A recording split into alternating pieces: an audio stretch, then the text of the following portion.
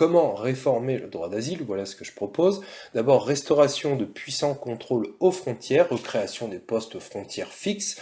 Ils avaient été détruits en 95, ils doivent être hyper modernes, avec toute la technologie utile, reconnaissance faciale, drone et tout ce qui va bien, rayon X et compagnie. Soit on la met, cette technologie, aux frontières, soit on la met dans le cul des citoyens. Voilà.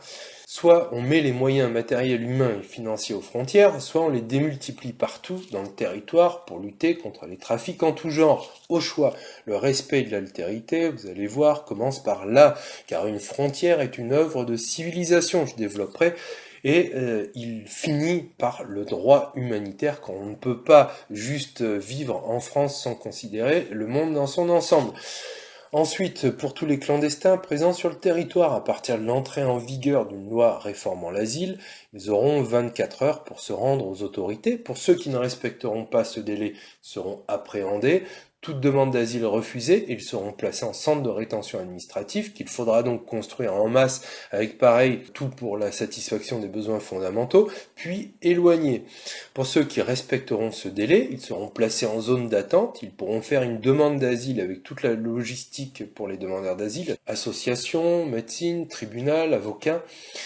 Et en suivant, pour tous ceux qui viendraient après le rétablissement des frontières, seule sera recevable la demande d'asile à la frontière, en ambassade ou en consulat à l'étranger, en priorité. Mais ça, pas besoin d'en discuter, c'est logique, et donc placé en zone d'attente. Ensuite, l'instruction des demandes d'asile par l'OFPRA doit être rapide, 1 mois pas plus, et la logique ne doit pas être celle aujourd'hui où l'administration a la charge de la preuve, elle incombe au migrant qui doit collaborer pleinement. Toute fraude ou non-coopération sera sanctionnée par le refus de la demande d'asile. Le juge sera lié. Si la demande est refusée, c'est centre de préparation à l'aide au retour pour les migrants coopératifs, centre de rétention administrative pour les récalcitrants, avec possibilité de recours bien entendu, et éloignement en cas de refus. Si la demande est acceptée comme recevable en première instance ou après recours, le demandeur d'asile aura 2 ans de période probatoire en centre d'accueil semi-ouvert, avec parcours d'assimilation renforcé. À la moindre incartade, son statut de réfugié sera refusé et il sera éloigné.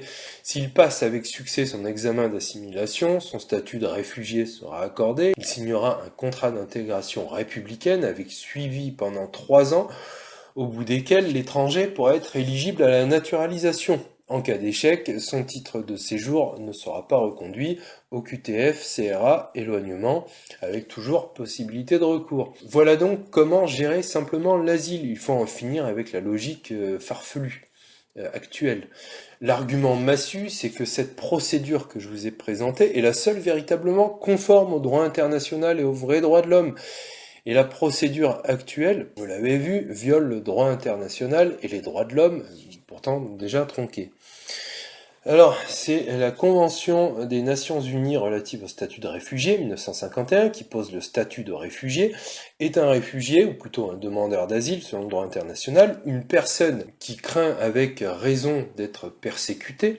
Cette convention qualifie de réfugié une personne craignant donc avec raison d'être persécuté du fait de sa race, de sa religion, de sa nationalité je comprends pas bien là, bref, de son appartenance à un groupe social ou de ses opinions politiques, bref, de tout critère pour être plus large, pourrait-on dire, lié à son apparence, si on voulait le dire de façon plus juste. Cette convention rajoute qu'est qualifiée de réfugié une personne qui ne constitue pas une menace ou un danger pour la communauté du pays d'accueil. Alors comment savoir si une personne constitue un danger pour la communauté d'accueil si on ne sait même pas qu'elle est présente sur le territoire? Et pire encore, comment ne pas juger qu'elle constitue une menace lorsqu'il est avéré qu'elle ment ou qu'elle fait obstruction pendant sa demande d'asile?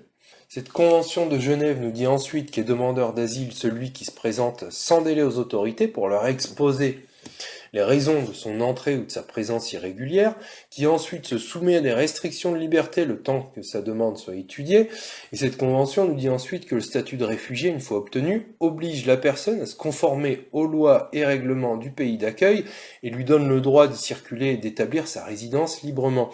Et enfin, cette convention incite l'État d'accueil à favoriser leur assimilation et leur naturalisation. Eh bien, tout ça c'est très bien, pourquoi ne pas l'appliquer? C'est seulement ce que je préconise.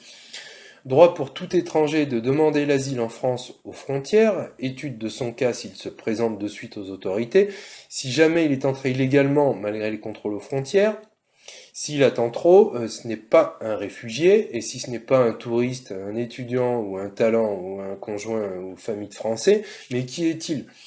Il constitue dès lors un danger et doit voir sa demande refusée, car c'est donc une menace pour l'ordre public. S'il respecte les délais, sa liberté d'aller et venir est alors suspendue le temps que sa demande soit étudiée, et une fois que le statut est accordé, il doit se conformer aux lois du pays. S'il le fait, alors son assimilation et sa naturalisation doivent être facilitées.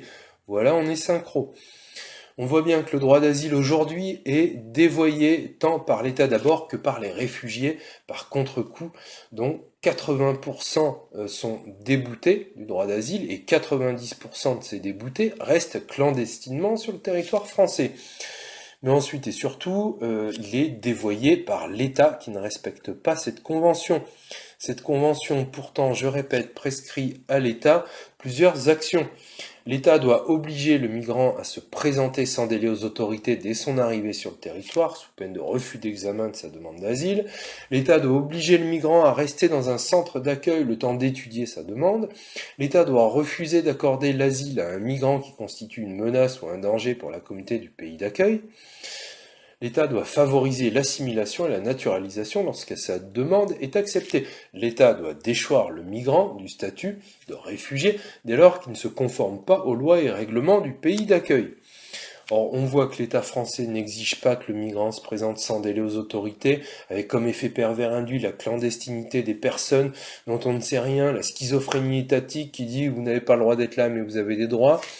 L'État ensuite n'oblige pas le migrant à rester dans un centre d'accueil, au contraire, les migrants sont dispatchés partout, peuvent circuler librement, et plus encore depuis 2018, avec comme effet pervers induit des coûts financiers pharaoniques de gestion donc à tous les niveaux, l'aide juridictionnelle, l'éloignement forcé en passant par l'aide médicale d'État, une absence de contrôle, la clandestinité, un accueil déplorable et insuffisant, des conditions de vie indignes, et ensuite l'État ne peut évaluer la menace que peut représenter tel ou tel migrant. De plus, l'État ne favorise en rien l'assimilation par idéologie, mais la seule inclusion. Il favorise l'insertion sans contrainte dans la société, venez comme vous êtes, avec comme effet pervers induit le délitement du sentiment national. Et enfin, l'État ne déchoit pas le migrant du statut de réfugié s'il viole les lois et règlements du pays. Ça fait beaucoup de manquements, mais ce système est voulu par l'empire apatride pour casser les nations. Voilà le programme que je vous ai présenté, il est en parfaite adéquation avec le droit des réfugiés. Concernant le 12e levier, le levier extraterritorial, enfin pour terminer, la France doit se libérer des droits de l'homme tronqués. Je parle de la Déclaration des droits de l'homme et du citoyen en premier chef et des déclarations internationales ou européennes sur les droits de l'homme, de tout, en fait, sauf du préambule de 46 qui est excellent. On doit écrire une nouvelle déclaration des droits de l'homme et du citoyen. J'ai déjà dit pourquoi et j'ai annoncé sa structure. L'idée générale, sans revenir dessus, c'est que les vrais droits de l'homme, c'est nécessairement des droits placés sous un principe philosophique lié à l'être, le principe d'égalité de valeur des êtres humains. De ce principe découlent les vrais droits de l'homme. Il concerne les droits pour les êtres humains de satisfaire leurs besoins fondamentaux, physiques, physiologiques, affectifs, psychologiques, intellectuels, moraux. Tous ces droits aujourd'hui sont bafoués au nom des droits de l'homme. Nos droits de l'homme actuels ne sont pas une philosophie mais une idéologie qui confond tout. J'en parlerai dans la prochaine vidéo en y associant tous les enfants des droits de l'homme tronqués, dont les woke.